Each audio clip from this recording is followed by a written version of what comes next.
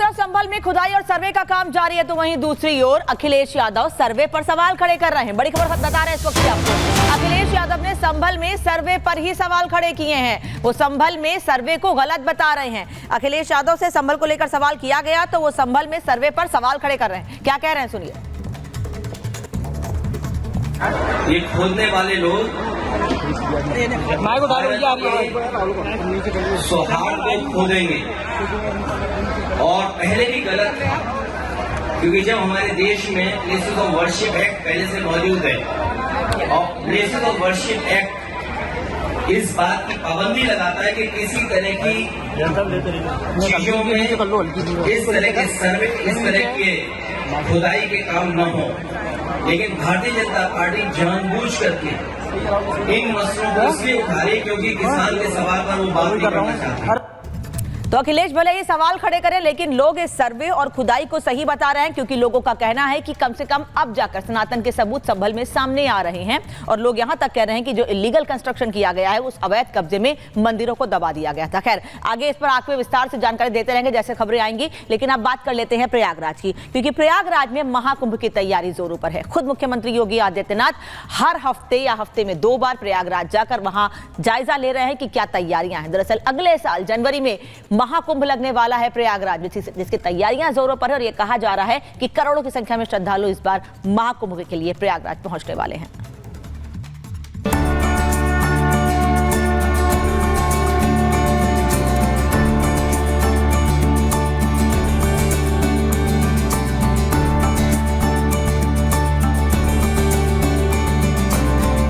जैसे जैसे दिन बीत रहे हैं प्रयागराज महाकुंभ की तैयारियां जोर पकड़ रही हैं। टेंट सिटी बनाई गई है, पुल बनाए गए हैं, साधु संतों और श्रद्धालुओं की हर सुविधा का ध्यान रखा जा रहा है।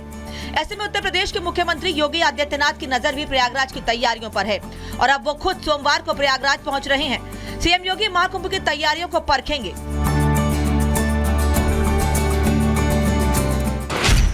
सीएम योगी महाकुंभ नगरी का निरीक्षण करेंगे।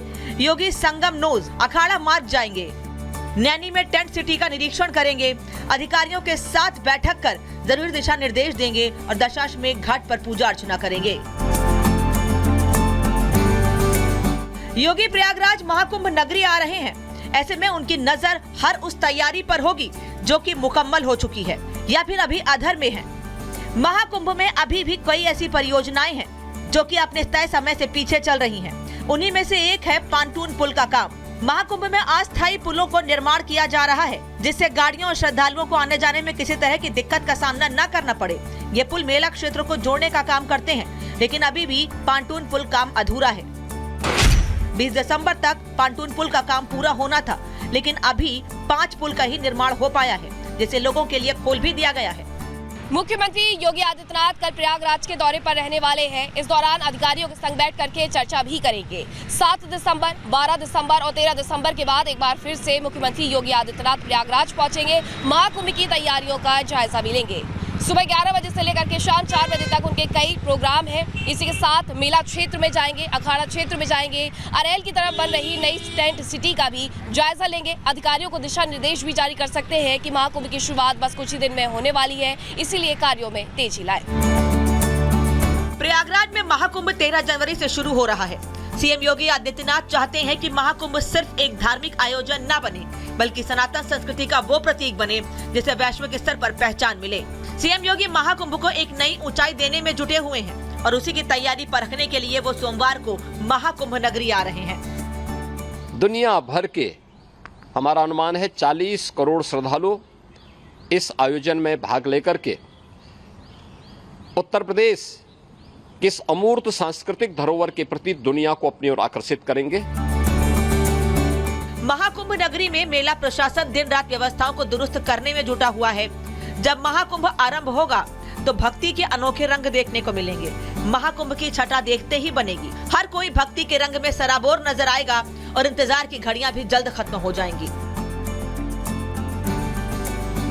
मेरा सबसे बड़ा शाही स्नान मेरा ही होता प्रमुख। यज्ञ पाक अधिकृत जो है कश्मीर, उसके लिए आप हर साल यज्ञ करते हैं क्या? इस बार भी करूंगा और पाक अधिकृत कश्मीर हमको मिलेगा।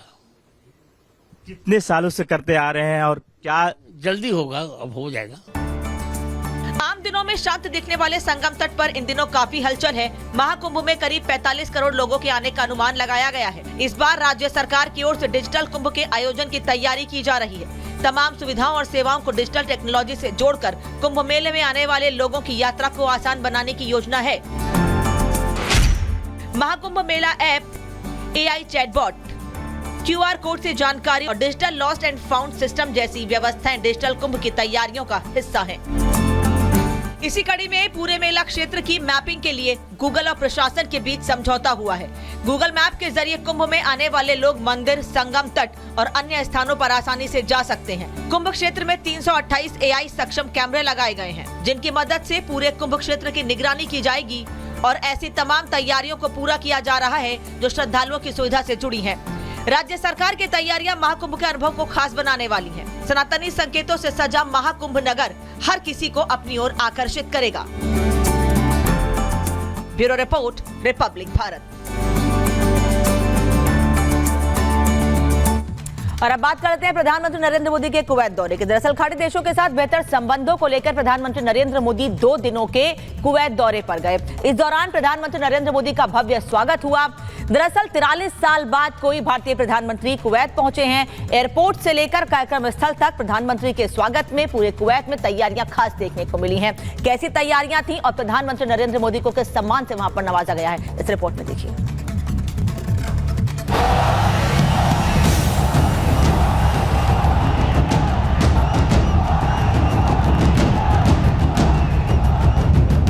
खाड़ी देशों के साथ बेहतर संबंधों को फोकस में रखते हुए पीएम मोदी शनिवार को 2 दिन के कुवैत दौरे पर पहुंचे। ये दौरा इसलिए खास है क्योंकि 43 साल बाद किसी भारतीय प्रधानमंत्री ने यहां का दौरा किया। इस ऐतिहासिक मौके पर कुवैत में पीएम मोदी का भव्य स्वागत हुआ, जहां एयरपोर्ट पर कुवैत के उप प्रधानमंत्री ने पीएम मोदी की अगवानी की, जिसके बाद प्रवासी भारतीयों ने पीएम मोदी के होटल पहुंचते ही गर्मजोशी से स्वागत किया। इस दौरान अपने चहेते नेता के सम्मान में भारतवंशियों ने भारत माता की जय और मोदी मोदी के नारे लगाए, तो सांस्कृतिक प्रस्तुतियों से पीएम मोदी का दिल जीत लिया।